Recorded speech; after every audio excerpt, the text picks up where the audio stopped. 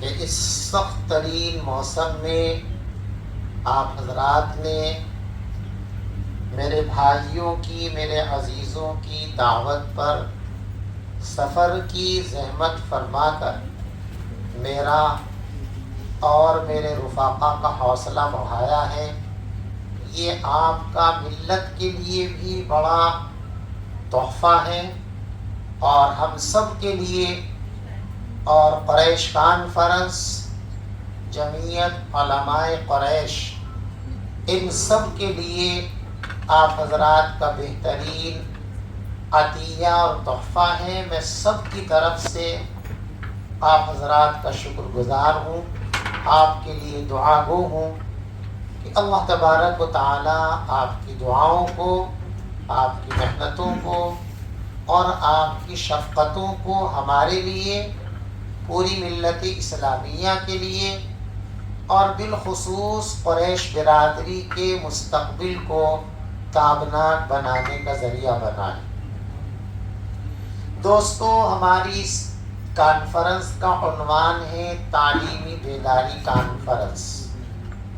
تعلیم کی اہمیت کو آپ سے زیادہ کون جانتا ہوگا کہ آپ کی زندگی کا اوڑھنا بچھونا تعلیم ہی ہے۔ آپ کا ایک ایک سانس تعلیم کی خدمت کے لیے وقف ہے۔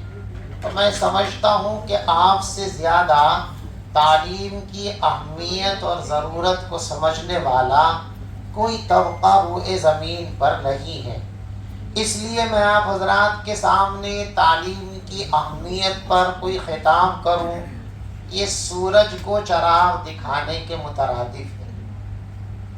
لیکن میرے بھائیوں نے، میرے عزیزوں نے، میرے رفقا نے مجھے مامور کیا ہے، تو ان حضرات کی تعمیل حکم کے لیے ادائیگی رسم کے طور پر چند جملے میں آپ حضرات کے سامنے عرض کرنا ضروری سمجھتا ہوں۔ تعلیم کی اہمیت پر بہت دیر سے گفتگو ہو رہی ہے۔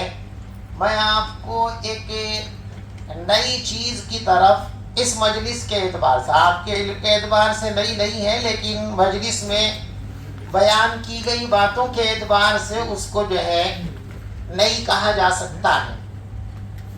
تعلیم کی اہمیت سماجی اثرات، سماجی نفع اور نقصان کے اعتبار سے احادیث کی روشنی میں آپ حضرات کے سامنے آ گئی۔ میں آپ کو متوجہ کرنا چاہتا ہوں اس حقیقت کی طرف کہ آپ ذرا دیکھیں کہ اللہ کی نگاہ میں تعلیم کی اہمیت کیا ہے۔ مشکات شریف حدیث کی مشہور کتاب ہے، اس میں آپ حضرات نے یہ روایت پڑھی ہے اور سینکڑوں مرتبہ اپنے شاگردوں کو پڑھائی ہے کہ اللہ تبارک و تعالی نے جب تمام ارواح کو جمع کیا تو ان سے اللہ تبارک و تعالی کا جو سب سے پہلا خطاب ہے وہ علم سے شروع ہوا ہے۔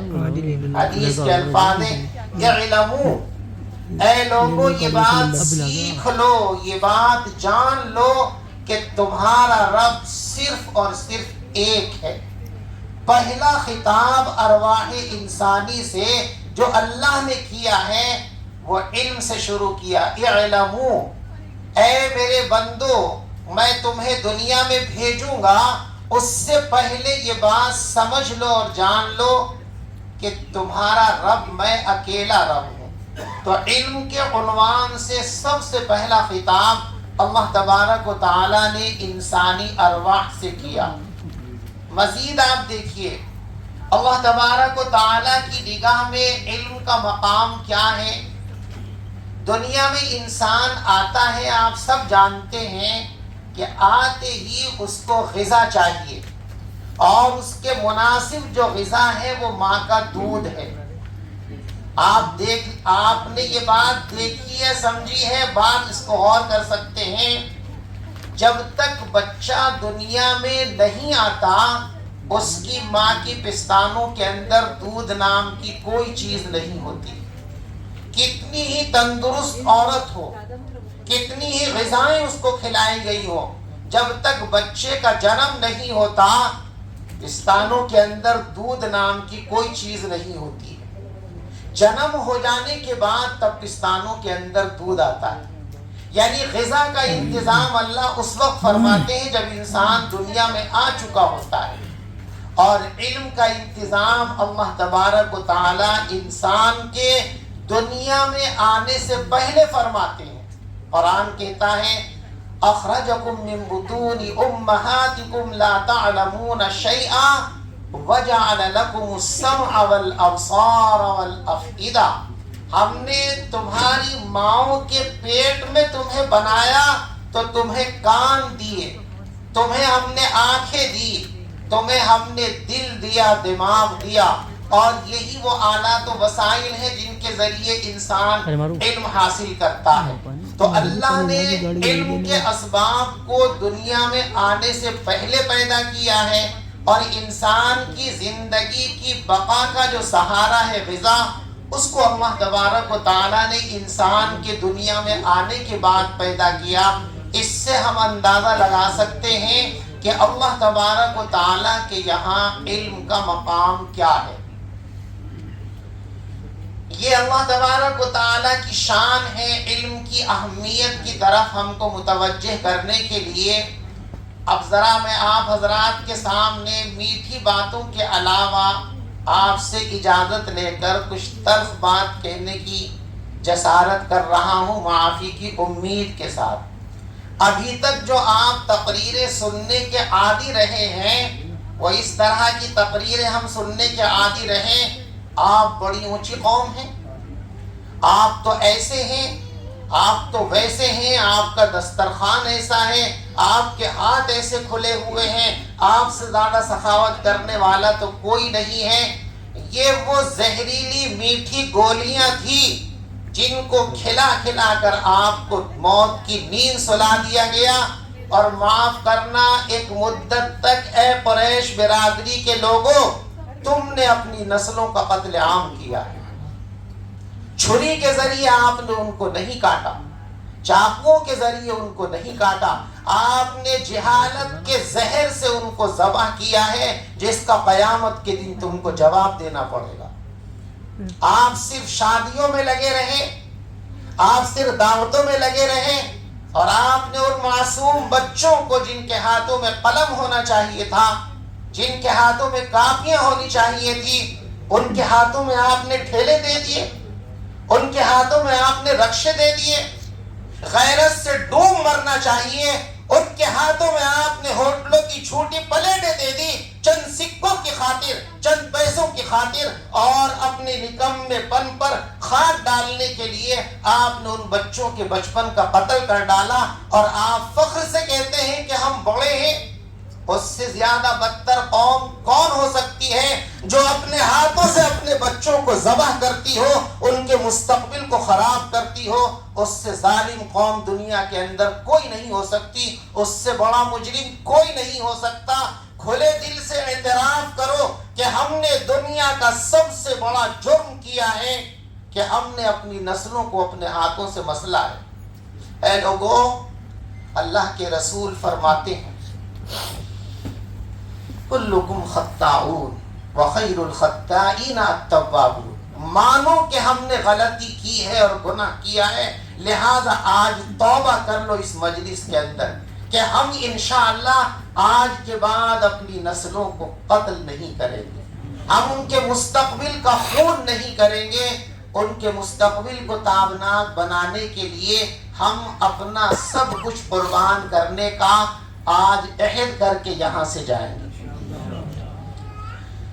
تعلیم کے سلسلے میں جیسے ابھی بھی کہا گیا، اگر دوسروں کی طرف دیکھتے رہو گے تو قیامت کی صبح تک آپ اپنی نسلوں کے لیے تعلیم کا کوئی بہتر اور مفید انتظام اپنے ہاتھوں میں نہیں پا سکیں گے.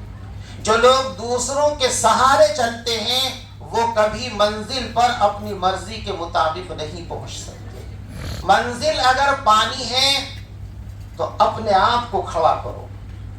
آپ بتائیے، ہندوستان میں جو لاکھوں مدرسے ہیں جو ملت کی بنیادی ضرورت کو پورا کر رہے ہیں، اس میں کسی حکومت کا یوگدان ہے، اس میں کسی سرکار کا تعاون ہے، وہ صرف اور صرف آپ لوگوں کے ذریعے دنیا کا اتنا بڑا نظام، مدارس کا جتنا انوکھا اور جتنا مفید اور جتنا خود کفیل انتظام ہندوستان کے مسلمانوں نے کیا ہے، پوری دنیا کے اندر آپ کو یہ نظام کہیں نہیں مل سکتا۔ اگر آپ اپنی جیب کے ذریعے اپنے مدارس کھڑے کر سکتے ہیں تو یاد رکھو، آج عہد کرو کہ مدارس کی طرح گاؤں گاؤں میں، قصبے قصبے میں، محلے محلے میں ہم اپنے اسکول بنائیں گے، اپنے کالج بنائیں گے۔ کوئی ہماری طرف تعاون کا ہاتھ بڑھائے یا نہ بڑھائے، آپ کو اللہ نے اتنا دیا ہے کہ آپ اگر چاہیں تو بڑے بڑے اسکول بنا سکتے ہیں، بڑے بڑے کالج بنا سکتے ہیں۔ ہمارے لوگوں کو اللہ نے جو دولت دی تھی، میں قسم کھا کر یہ بات کہہ سکتا ہوں کہ اگر پوری قریش برادری کی 10 سال کی شادیوں کا پیسہ اکٹھا کر لیا جاتا، ان کو برباد نہ کیا جاتا، تو ہم 10-20 کالج نہیں، 10-20-50 یونیورسٹیاں بنا سکتے تھے۔ لیکن ہم نے یہ نہیں کیا، بلکہ ہم نے اپنی تباہی کا انتظام کیا۔ اس لیے میرے دوستو، جرم ہوا ہے اور اس کا علاج حدیث میں یہ ہے کہ جرم سے توبہ کرو اور آئندہ صحیح راستے پر چلنے کا عزم اور کوشش کرو۔ تو میں آپ سے امید رکھتا ہوں کہ آپ حضرات، بالخصوص علماء کرام، جس طرح آپ نے ملت کی دینی تعلیم کی ضرورت کو اپنے شب و روز کو تج کر انتظام کیا ہے، خدا کے لیے یہ زمام بھی اپنے ہاتھ میں لے لو۔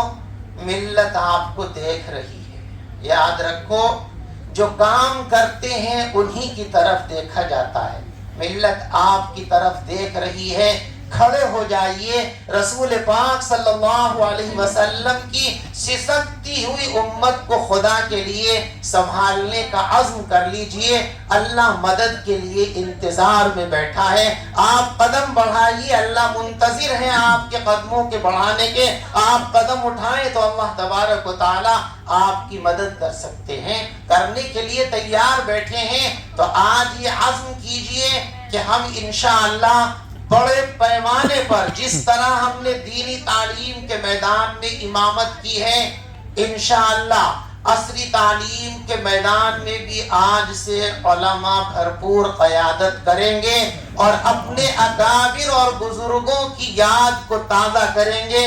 آپ کے اکابر نے عصری تعلیم کے لیے جو کام کیا تھا، اس کی بہت بڑی علامت دلی کے اندر موجود ہے۔ جامعہ ملیہ اسلامیہ، اپنے بزرگوں کے اس اثاثے کی طرح اور بڑھیے اور ملک کے چپے چپے پر کالجوں اور اسکولوں کا جال بچھا دیجئے۔ انشاءاللہ کامیابی آپ کے قدم چومے گی۔ اللہ تبارک و تعالی آپ کی مدد کے لیے تیار بیٹھے۔ اور میں آپ کے اس اجتماع میں یہ محسوس کر رہا ہوں کہ اللہ نے شاید آپ کی کایا پلٹنے کا ارادہ کر لیا ہے، تبھی آپ حضرات کو اس طرح متوجہ کیا ہے۔ اس لیے کہ اللہ کے رسول صلی اللہ علیہ وسلم نے ارشاد فرمایا، اذا اراد اللہ بعبد خیرا استعملہ، او کما قال علیہ السلام، جب اللہ کسی بندے کے لیے خیر کا فیصلہ کر دیتے ہیں تو اس کو کام میں لگا دیتے ہیں، اس کو کام دے دیتے ہیں، اس کے ذہنوں کے اندر منصوبے اور اسکیمیں ڈال دیتے ہیں۔ تو آپ کے ذہنوں کو اللہ کی طرف سے مہمیز دی جا رہی ہے، گویا اللہ نے بھی فیصلہ کر لیا ہے کہ انشاءاللہ آپ کی بدحالی کو اللہ تبارک و تعالی خوشحالی میں بدلنے کا فیصلہ کر چکے ہیں۔ خدا کرے میری امید یقین کے اندر بدل جائے۔ آپ سب یہ نہ سوچیں کہ ہم کیسے یہ کام کریں گے۔ آپ نے دینی خدمات کے لیے چھوٹے سے پیمانے پر کام شروع کیا۔ آج ساری دنیا میں دین کا جہاں کام ہو رہا ہے حق کے مطابق، وہ دارالعلوم دیوبند کی وجہ سے ہو رہا۔ اور یہ میں نہیں کہتا، ہمارے اس وقت کے انتہائی بڑے عالم دین جو ساری دنیا کو گھوم چکے ہیں، دیکھ چکے ہیں، مفتی تقی عثمانی دامت برکاتہم، وہ یہ فرماتے ہیں کہ میں دنیا کے 7 بر اعظم کی سیر کر چکا ہوں، میں نے جہاں بھی دنیا میں دین کا کوئی کام ہوتے ہوئے دیکھا ہے وہ واسطہ یا بلا واسطہ دارالعلوم دیوبند کا فیضان ہے۔ وہ دارالعلوم دیوبند جو قائم کیا گیا تھا، آپ سب کو بتاتے ہیں کہ ایک طالب علم کے ذریعے اور ایک استاذ کے ذریعے، اگر ایک طالب علم کے ذریعے ہم اتنا بڑا ادارہ قائم کر سکتے ہیں جو ساری دنیا کو سیراب کرے، تو 2-4 طلباء کو لے کر 200-400 گز زمینوں کے اندر ہم عصری تعلیم گاہوں کا انقلاب کیوں پیدا نہیں کر سکتے؟ کر سکتے ہیں، شرط یہ ہے کہ ہم ہمت کریں، جذبہ کریں، اپنے اندر جو ہے تھوڑا حوصلہ بڑھائیں، کام کرنے کا ارادہ کریں، تو انشاءاللہ بہت کچھ ہو سکتا ہے۔ اس لیے اللہ کا فضل ہے کہ لوگ اس طرف چل پڑے ہیں۔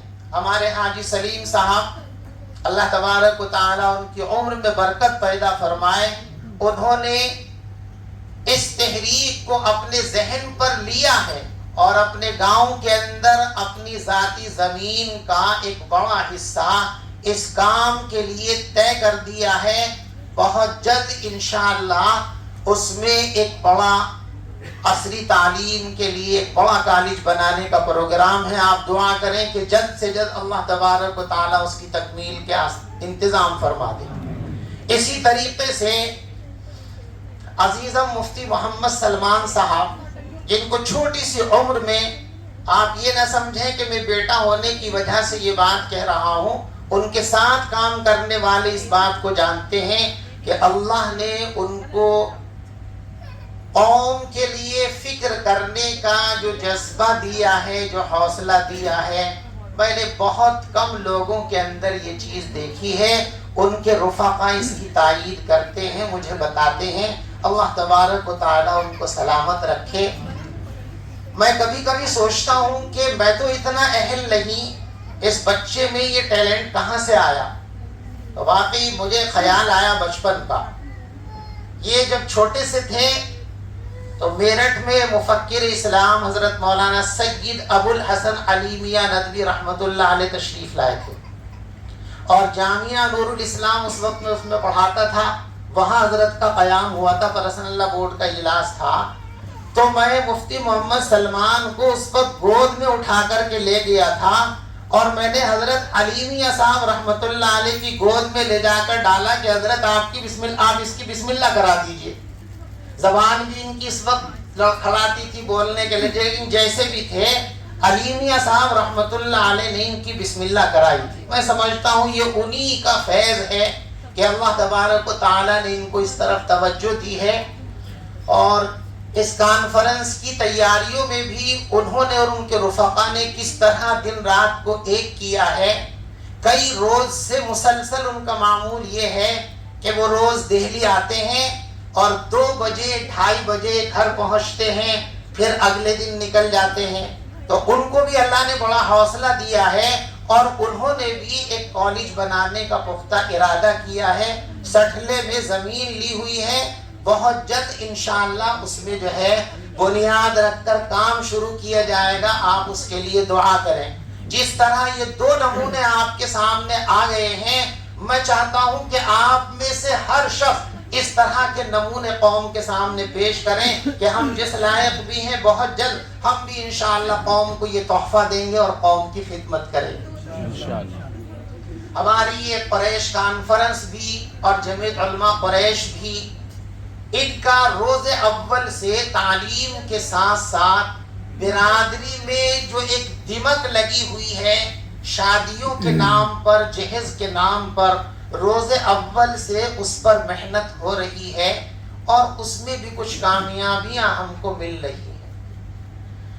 اور اگر ہم نے بہت جلد اس کا علاج نہیں کیا تو آپ یقین رکھیے کہ شاید وہ دن دور نہیں ہے کہ ہندوستان میں آپ کی برادری کا کوئی نام لینے والا باقی نہیں رہے گا۔ غور سے سمجھو، جب یہ ہمارے بڑے بڑے پروگرام ہوتے ہیں، غریب بیٹیوں کی جو سسکیاں نکلتی ہیں، جو آہیں نکلتی ہیں، جن کو ان کے بستر اور خدا کے علاوہ کوئی نہیں جانتا، قسم خدا کی وہ عرش سے نیچے کہیں نہیں رکتی۔ اور میں نے تو دیکھا ہے اپنے علاقے میں کہ جن جن لوگوں نے بڑی بڑی شادیاں کر کے ان غریبوں کے دل پر چوٹ ماری ہے، وہ آج تباہیوں میں، ان کے کاروبار بند ہیں، بہت سے لوگ ان میں جیلوں میں ہیں، بہت سے لوگ اپنے مکان چھوڑ کر جا چکے ہیں۔ اور اگر اسی طرح غریبوں کی آہیں لیتی رہی ہے برادری، تو شاید اس کا نام و نشان بھی باقی نہیں رہے گا۔ یہ بات کڑوی ہے آپ حضرات کے لیے، لیکن حقیقت یہی ہے۔ اگر میں نے حقیقت کا آئینہ آپ کو نہ دکھایا تو میں سمجھتا ہوں کہ قیامت کے دن میں مجرم شمار کیا جاؤں گا۔ یہ باتیں اگرچہ بری لگ رہی ہوں گی، لیکن یہ آئینہ دکھانا آپ کے لیے ضروری ہے۔ ڈاکٹر اگر مریض کی بیماریوں سے سمجھوتا کر لے تو وہ ڈاکٹر نہیں بلکہ قاتل ہے۔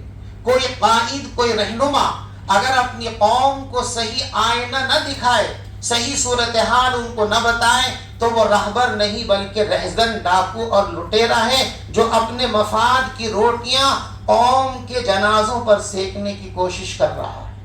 اس لیے میرے بھائیوں، تعلیم کے میدان میں بھی آگے بڑھنے کی کوشش کرو۔ اسی طریقے سے شادی اور بیاہ میں جو طوفان ہم نے بدتمیزیوں کا برپا کیا ہے اور کسی اور کا نہیں، آپ نے معاف کیجئے گا اپنے آپ کو جانور بنا لیا ہے۔ سب بلا استثناء جتنے ان شادیوں کے دیوانے ہیں، انہوں نے اپنے آپ کو انسان کی بجائے جانور بنا لیا ہے۔